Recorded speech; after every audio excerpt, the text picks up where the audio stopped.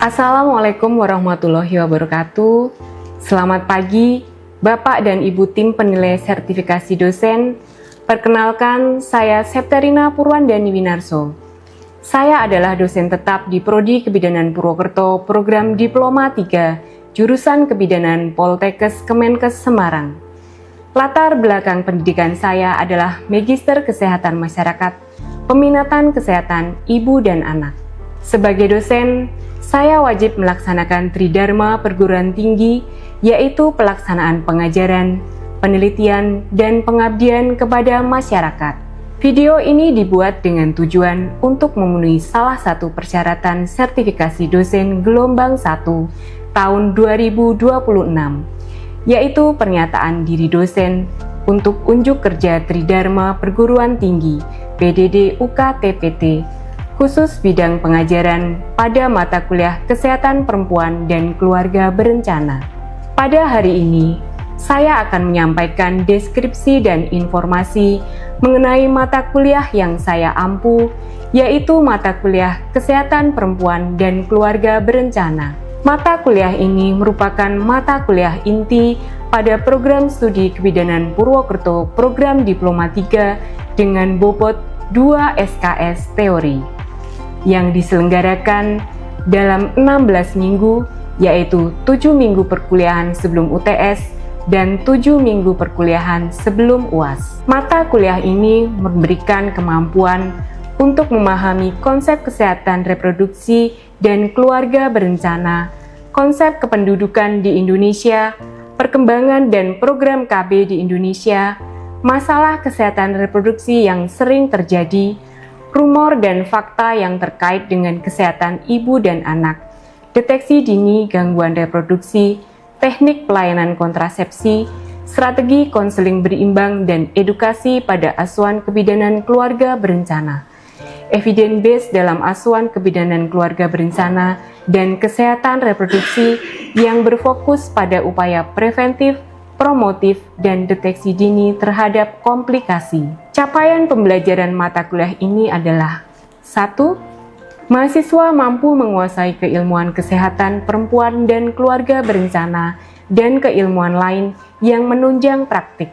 2. Mahasiswa mampu melakukan komunikasi, edukasi, dan konseling dalam upaya promotif dan preventif dengan media dan metode yang relevan bagi optimalisasi kesehatan perempuan, keluarga, dan masyarakat pada asuhan kesehatan perempuan dan keluarga berencana, termasuk dengan masalah kanker, jantung, kesehatan otak, uronepro, KIA, DM, malaria, dan hati. 3. Mahasiswa mampu melakukan asuhan kesehatan perempuan dan keluarga berencana dengan pendekatan manajemen kebidanan pada neonatus, bayi, dan balita termasuk dengan masalah kanker, jantung, kesehatan otak, uronepro, KIA, DM, malaria, hati dengan prinsip universal precaution dan patient safety di berbagai fasilitas pelayanan kebidanan dan komunitas. Saya menerapkan proses pembelajaran DIA, yaitu Delivery, Interaction, dan Assessment. Untuk delivery, saya memberikan materi dan RPS yang dapat diakses oleh mahasiswa secara mandiri melalui LMS yang dimiliki oleh Poltekkes Kemenkes Semarang, yaitu e-learning healthy, serta tatap muka interaktif secara langsung di kelas untuk mendukung pemahaman mahasiswa. Untuk interaction pada mata kuliah ini meliputi komunikasi dua arah berupa diskusi, tanya jawab, dan kolaborasi. Asesmen pada mata kuliah ini mencakup formatif dan sumatif. Untuk asesmen formatif dilakukan melalui kuis, tugas individu, dan kelompok. Selanjutnya, asesmen sumatif untuk penilaian akhir berupa UTS dan UAS. Sistem penilaian kemampuan mahasiswa dievaluasi dengan nilai evaluasi tengah semester dengan bobot 30%, evaluasi akhir semester 40%, tugas 20%, dan kuis 10%.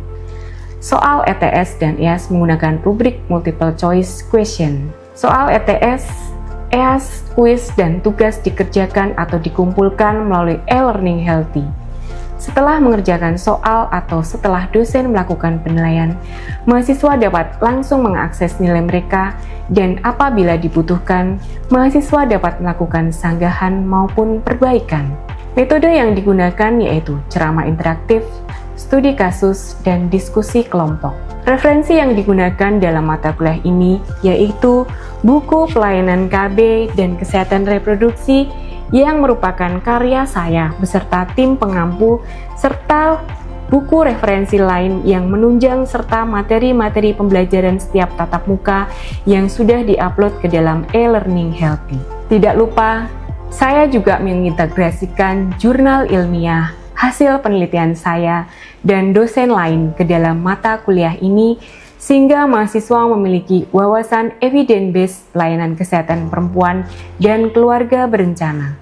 Demikian informasi yang dapat saya sampaikan mengenai mata kuliah kesehatan perempuan dan keluarga berencana untuk mahasiswa program studi kebidanan Purwokerto, program Diploma 3 semester 4 jurusan kebidanan Poltekkes Kemenkes Semarang. Berikut ini merupakan cuplikan proses pembelajaran yang saya laksanakan secara sinkronus tatap muka di ruang kelas. Selamat menyaksikan. Assalamualaikum warahmatullahi wabarakatuh. Waalaikumsalam warahmatullahi wabarakatuh. Selamat pagi mbak-mbak semuanya. Pagi Ibu. Apa kabarnya hari ini? Alhamdulillah. Sehat ya? Sehat. Alhamdulillah. Baik, pada hari ini sesuai dengan jadwal kita akan masuk di mata kuliah kesehatan perempuan dan keluarga berencana. Betul ya? Baik, sebelum mata kuliah ini dimulai, silahkan salah satu dipimpin doa terlebih dahulu. Duduk siap. Doa mulai. Cukup. Ya, terima kasih Mbak Ulida sudah memimpin doa kita pada pagi hari ini. Sudah dibuka healthy-nya masing-masing? Sudah absen belum? Sudah, silahkan dicek terlebih dahulu. Jangan sampai tidak absensi untuk pada pertemuan hari ini. Sudah semua ya? Sudah. Baik, kalau sudah kita kembali tadi yang seperti yang sudah saya sampaikan. Hari ini kita akan belajar tentang mata kuliah kesehatan perempuan dan keluarga berencana. Untuk topik yang akan kita pelajari pada pagi hari ini yaitu komunikasi, informasi, edukasi pada asuhan keluarga berencana ya. Tujuannya apa sih kita belajar tentang topik ini? Yaitu setelah mengikuti topik ini nanti mbak-mbak sekalian mampu menjelaskan KIE ya, komunikasi, informasi, edukasi dalam pelayanan keluarga berencana. Nah, apa yang akan kita pelajari pada pagi hari ini? Yang pertama yaitu pengertian komunikasi, informasi, edukasi, kemudian tujuan dari KIE itu sendiri, faktor-faktor yang mempengaruhi KIE, jenis-jenis kegiatan KIE, prinsip KIE, dan langkah-langkah konseling. Dan nanti di akhir sebagai evaluasi pertemuan kita pada pagi hari ini, saya akan memberikan sedikit kuis ya, apakah tujuan pembelajaran tadi yang sudah saya sampaikan di awal tercapai atau tidak. Nah, kita masuk ke yang pertama ya. Sebelumnya ini referensi yang saya ambil ya. Nah, ini ada beberapa buku yang saya ambil tapi tidak menutup kemungkinan kalau mbak-mbak mau menggunakan referensi yang lainnya, silahkan. Nah, tentang pengertian komunikasi ya. Ada yang masih ingat ya? Oh, sebelum ke sana nih, ada yang masih ingat apa itu pengertian komunikasi? Tadi sudah sedikit muncul nih. Saya Bu, komunikasi itu suatu proses saling mengirim ataupun menerima pesan, informasi antara dua pihak atau lebih. Ya, terima kasih Mbak Mugiasih. Jadi ada penerimaan apa tadi? Pesan ya, antara dua pihak atau lebih. Kita lihat bersama-sama.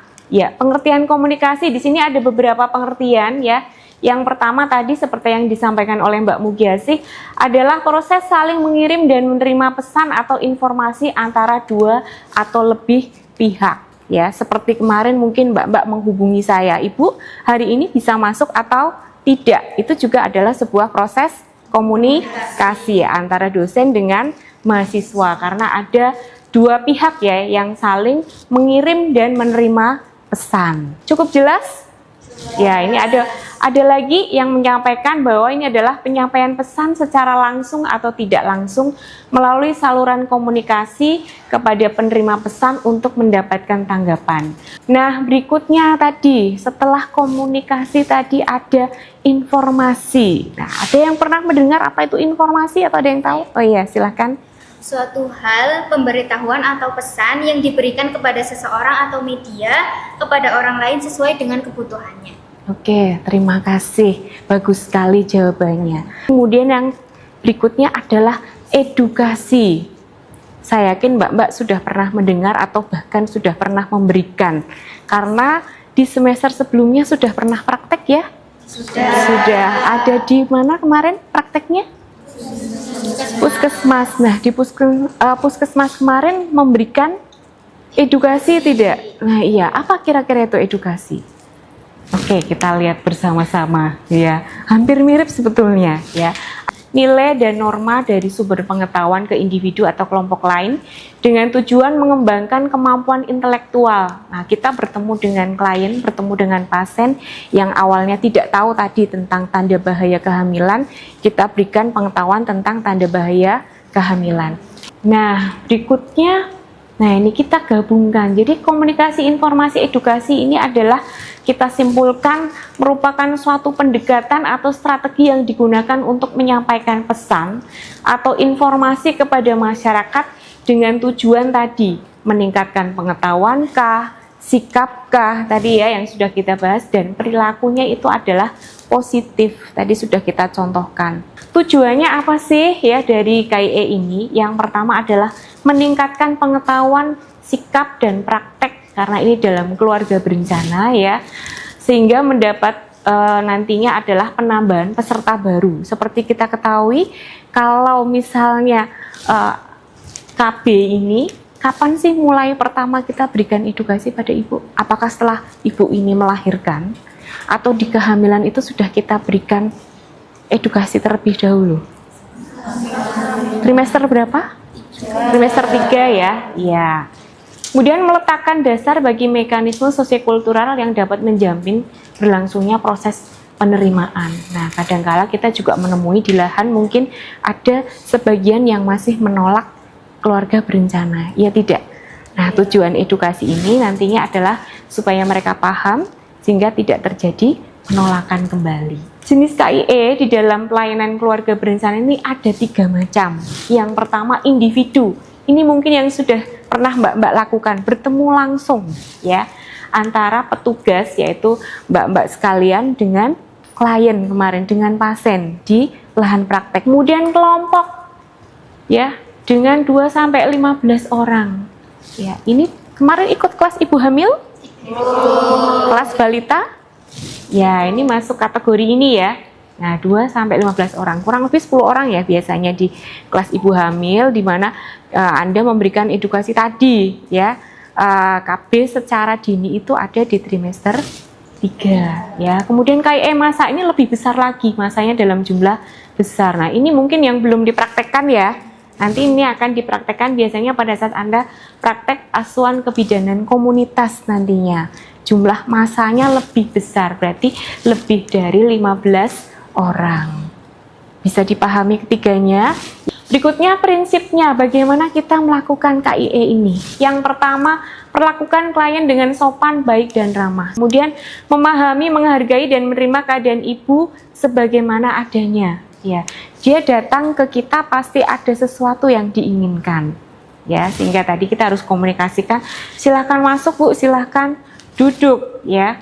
Berikan penjelasan dengan bahasa yang sederhana dan mudah dipahami. Jangan lupa, klien berbagai macam, iya apa tidak? Mungkin ketemu kemarin dengan pendidikannya sekolah dasar, yang pendidikannya menengah, ada juga yang pendidikannya tinggi. Ya, kita harus berbicara sesuai dengan bahasa yang sederhana, yang mudah mereka pahami.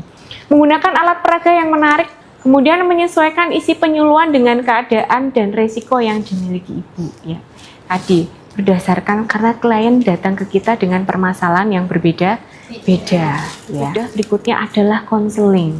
Kembali lagi, konseling ini adalah suatu proses yang berjalan dan menyatu dengan semua aspek pelayanan KB ya.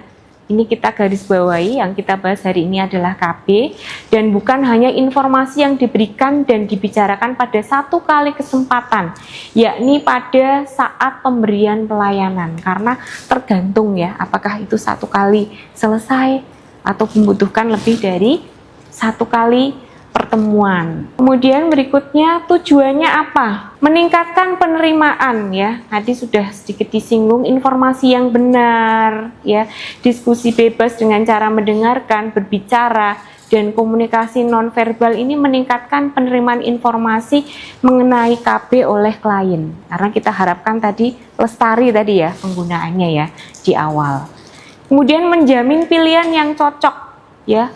Menjamin petugas dan klien memilih cara terbaik yang sesuai dengan keadaan kesehatan dan kondisi klien. Sehingga nanti ini menjamin kelangsungan yang lebih lama. Nah, jenis konseling di dalam keluarga berencana itu ada 3 macam ya, Mbak-mbak. Nah, yang pertama konseling awal, kemudian konseling khusus, dan konseling tindak lanjut. Kita bahas satu persatu perbedaannya. Kalau ini mungkin sesuatu yang baru ya. Kalau tadi sudah pernah diberikan, ini suatu yang baru. Konseling awal, ini bertujuan menentukan metode apa yang diambil. Bila dilakukan dengan objektif, langkah ini akan membentuk klien untuk memilih jenis KB yang cocok untuknya. Kemudian bedanya dengan konseling khusus. Nah, konseling khusus ini memberikan kesempatan pada klien untuk bertanya tentang cara KB, membicarakan pengalaman, mendapatkan informasi lebih rinci, dan mendapatkan bantuan untuk memilih metode. Nah, ini biasanya setelah postpartum. Postpartum masih ingat Mas Hanifas? Ada 4 kali kunjungan. 1, 2, 3, dan 4. Nah, kunjungan KB ini paling lambat itu ada di kunjungan keberapa kita tanyakan? 4, betul sekali ya. Dia harus sudah memilih metode tadi, kemudian kita berbicara secara khusus ya, metode apa yang cocok untuk ibu ini ya, sehingga setelah masa nifasnya selesai dia sudah menentukan dan sudah menjadi akseptor KB, harapannya seperti itu. Kemudian konseling tindak lanjut. Nah, ini lebih bervariasi ya. Ini biasanya kalau ada harus membedakan masalah yang serius, memerlukan rujukan, dan masalah ringan yang dapat diatasi di tempat. Nah, berikutnya langkah konseling dalam pelayanan keluarga berencana ini ada 2 ya yang kita kenal ya. Gather itu ditemukan oleh Galen dan Leitenmeyer ini pada tahun 1987. Kemudian diadop kalau Indonesia ini kita pakai ini ya, 17, mungkin sudah pernah mendengar ya. Yang pertama kita bahas adalah Gather dulu. Nah, ini ada singkatannya ya. G-nya itu adalah grid, A-nya adalah ask ya, T-nya adalah tell, H-nya itu help, E-nya explain, dan R ini adalah refer and return visit. Kita bahas satu per satu. Grid. Nah, ini tadi ya. Apa yang kita kerjakan ketika ketemu dengan klien pertama kali pasti adalah berikan salam. Berikutnya atau bertanya keluhannya, ada yang bisa saya bantu Bu? Nah, tadi ya, dia akan menjawab keluhannya apa ya, yang hari ini dia datang mau menyampaikan apa ya. Kemudian berikutnya adalah beritahukan bahwa persoalan pokok yang dihadapi oleh pasien adalah seperti yang tercermin dari hasil tukar informasi dan harus dicarikan upaya penyelesaian. Biarkan dia bercerita, menyampaikan tadi ke kita keluhannya apa. Kita bertanya sejak kapan itu terjadi. Misalnya tadi ada mengeluh spotting ya. Help. Nah, setelah itu kita bantu ya memahami masalahnya tadi. Kemudian, nah ini yang terakhir tadi adalah rujuk ya. Rujuk kalau dia memang membutuhkan konsultasi lebih, namanya rujukan. Masih ingat definisi rujukan? Rujukan adalah adanya proses pelimpahan ya, tanggung jawab ya, tanggung jawab dari apa yang tadinya mungkin kita tangani, pasiennya tidak bisa kita tangani, kemudian kita lakukan pelimpahan tanggung jawab ke tempat yang lebih tinggi ya, rujukan. Ini apabila diperlukan. Paham ya tadi ya? Ada berapa langkah tadi Mbak Hana ya? Oh, Mbak Nadila. Oke, silahkan. Langkah konseling itu ada 6. Yang pertama ada greet, yang kedua ada ask, yang ketiga ada tell, yang keempat ada help, yang kelima ada explain, dan yang terakhir ada refer and return visit. Oke, terima kasih. Berarti nggak ngantuk ya? Oke, terima kasih. Bisa dilanjutkan? Ya. Nah, berikutnya langkah yang ini, yang kita adopt ini 17. Ya, ada 6 langkah 17. Ini boleh tidak berurutan ya, jadi menyesuaikan dengan kebutuhan klien langkah ini. Yang pertama sama ya, sapa dan salam. Kalau ini pasti langkah awal ya, nggak mungkin kita tidak kenalan tadi ya. Tanya kepada klien informasi tentang dirinya, bantu untuk berbicara mengenai pengalaman KB, kontrasepsi apa yang diinginkan ya. Berikan perhatian sesuai dengan kata-kata, gerak, isyarat. Coba tempatkan diri kita di posisinya klien ya. Perlihatkan bahwa kita memahami dia. Agak susah sih memang karena ini pertemuan pertama ya.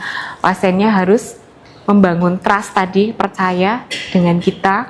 Kemudian dia juga harus bercerita pada kita bagaimana caranya kita meyakinkan. Tanya ya. Nah, ada yang bisa saya bantu Bu? Uraikan ya. Kemudian uraikan pada klien mengenai pilihannya dan beritahu apakah pilihan reproduksi yang paling mungkin termasuk pilihan beberapa jenis kontrasepsi. Ya, seperti sistem kafetaria ada beberapa macam. Kita tanya dulu kan tadi ibu umurnya berapa, jumlah anaknya berapa, sehingga nantinya menyudut oh pilihan kontrasepsinya dia bisa menggunakan apa saja. Masih ingat periodenya terbagi menjadi apa saja? Ayo, pertemuan di awal nih, Bu Dina menjelaskan tentang KB. Ada 3 macam. Apakah itu fase menunda kehamilan, menjarangkan kehamilan, atau mengakhiri kehamilan? Ya, jadi dia termasuk fase yang mana? Diuraikan, ya. Sehingga nanti kelihatan, oh alternatif kontrasepsinya dia nanti mengarah ke mana yang bisa digunakan oleh ibu tersebut ya. Misalnya usianya sudah 35, jumlah anaknya sudah 3, anak terkecil usia 7 tahun misalnya, datang ke kita, otomatis kontrasepsi yang kita sarankan ketika uraian di sini adalah tentang kontrasepsi mantap ya, bukan fase menunda dia, bukan fase menjarangkan, tapi fase mengakhiri. Bisa dipahami ya? Oke. Kemudian bantu menentukan pilihannya tadi, setelah diuraikan tadi dibantu menyudutkan. Nah, kalau bisa tanyakan dukungan pasangan karena ini penting sekali. Seperti tadi, kita sudutkan ke arah kontrasepsi mantap. Pasangannya bagaimana? Ya. Kira-kira mendukung atau tidak? Karena kontrasepsi mantap kalau sudah dilakukan tindakan, apakah dia bisa dikembalikan lagi? Tidak bisa, permanen, namanya juga mantap tadi, permanen. Sehingga dukungan pasangan di sini amat sangat penting. Ada persetujuan terlebih dahulu ya, bahwa memang pasangannya mengizinkan untuk ibu ini menjadi akseptor kontrasepsi mantap, atau kalau perempuan namanya apa ya? Tubektomi, betul sekali. Paham ya? Yakinkan klien telah membuat keputusan yang tepat. Karena tadi kalau sudah mantap menggunakan kontrasepsi mantap, sudah dilakukan tindakan, tidak akan bisa dikembalikan lagi kesuburannya seperti semula. Ya, sudah namanya permanen. Tuh, J yang berikutnya jelaskan. Jelaskan secara lengkap bagaimana menggunakan kontrasepsi pilihannya setelah klien memilih jenis kontrasepsi. Bagaimana cara kerjanya ya, tadi contohnya kontrasepsi mantap ya, berarti kontrasepsi mantap bagaimana cara kerjanya ya, kapan mulai dikerjakan. Nah, kunjungan ulang setelah dikerjakan, kapan kunjungan ulangnya itu dilakukan ya. Misalnya apakah pil ada kunjungan ulangnya nggak pil? Ada, walaupun pil kalau tidak kunjungan ulang nanti bagaimana caranya mendapatkan pil kembali? Suntik jelas ya, 3 bulan atau 1 bulan ya. Nah, ini contoh konseling KB yang sudah kami kerjakan ini ya. Kemarin pada saat kita melakukan konseling KB ada di puskesmas ini ya, berhadapan dengan ibu. Nah, yang kita hadapi tadi adalah ibu hamil trimester 3. Kebetulan ini saya melakukan penelitian tentang efektivitas strategi konseling berimbang pasca salin terhadap pemilihan metode kontrasepsi jangka panjang pada ibu hamil trimester 3. Jadi tadi gambar yang tadi ini adalah ibu-ibu hamil trimester 3. Kemudian kita lakukan konseling, kita tanya sebelum dia mendapatkan informasi, tadi kan ada penggalian ya, ibu sudah memilih metode apa, kemudian kita lakukan edukasi ya dengan SKB-KB, strategi konseling berimbang, setelahnya dia menggunakan apa. Ternyata hasil dari penelitian kami ini ya, setelah dilakukan itu sebagian besar memang memilih metode kontrasepsi jangka panjang. Jadi memang ada hubungan yang erat antara pemberian konseling tadi dengan keputusan ibu untuk menggunakan kontrasepsi jangka panjang ya. Jadi betul-betul bermakna. Baik, sampai sini ada yang mau ditanyakan? Saya Ibu Ya. izin bertanya, apabila kita memberikan konseling KB pada ibu hamil trimester ketiga itu termasuk kategori konseling yang mana ya Bu? Oke, terima kasih, pertanyaannya bagus sekali. Tadi konseling ada berapa ya? Ada 3 tadi, konseling awal, konseling awal, konseling tindak lanjut, terus yang terakhir konseling rujukan tadi ya, rujukan. Nah, kalau tadi pertanyaannya berarti kontak ya di kehamilan trimester 3, berarti dia masuknya kategori konseling yang mana ya? Konseling awal, betul sekali ya, karena baru kontak pertama kalinya tadi. Ketika konseling awal, ibu hamil trimester 3, berarti kita bertanya, ibu sudah ada rencana atau belum? Kontrasepsi apa yang akan digunakan ya? Kontrasepsi apa yang digunakan atau yang dia sukai? Terima kasih, pertanyaannya bagus sekali. Ada lagi yang mau ditanyakan? Tidak ada? Cukup? Berarti sudah jelas semuanya ya? Baik, karena tidak ada pertanyaan, sudah cukup jelas semuanya. Untuk mengevaluasi pertemuan kita pada pagi hari ini, saya sudah membuat kuis di Healthy. Silahkan bisa dibuka terlebih dahulu Healthy-nya. Di situ ada kuis untuk pertemuan hari ini, boleh dikerjakan. Silahkan, waktunya 10 menit saya rasa cukup. Baik, silahkan mulai dikerjakan. Ya, sudah selesai semua, masuk di sini. Nilainya bagus semuanya. Alhamdulillah. Cukup mungkin ya untuk pertemuan hari ini? Cukup. Ada yang mau ditanyakan? Tidak ada? Baik, kalau tidak ada yang mau ditanyakan lagi, saya rasa cukup. Terima kasih atas perhatiannya. Mudah-mudahan materi yang kita bahas pada pagi sampai dengan menjelang siang hari ini bermanfaat bagi kita semuanya. Jangan lupa untuk membaca materi di pertemuan yang selanjutnya. Kita akan melanjutkan dengan strategi konseling berimbang untuk melanjutkan pertemuan kita pada pagi hari ini ya. Terima kasih. Selamat pagi menjelang siang. Wassalamualaikum warahmatullahi wabarakatuh. Waalaikumsalam warahmatullahi wabarakatuh. Terima kasih, Ibu. Sama-sama. Demikian deskripsi singkat dari saya. Semoga dapat memberikan gambaran mengenai kegiatan pada bidang pendidikan dan pengajaran yang saya lakukan sebagai dosen di Poltekkes Kemenkes Semarang, khususnya mata kuliah Kesehatan Perempuan dan Keluarga Berencana. Atas perhatiannya, saya ucapkan terima kasih kepada seluruh tim penilai dan sertifikasi dosen.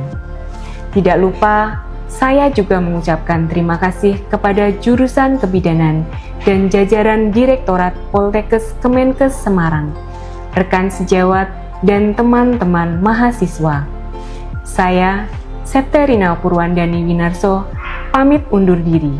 Semoga video ini bermanfaat. Selamat pagi. Wassalamualaikum warahmatullahi wabarakatuh.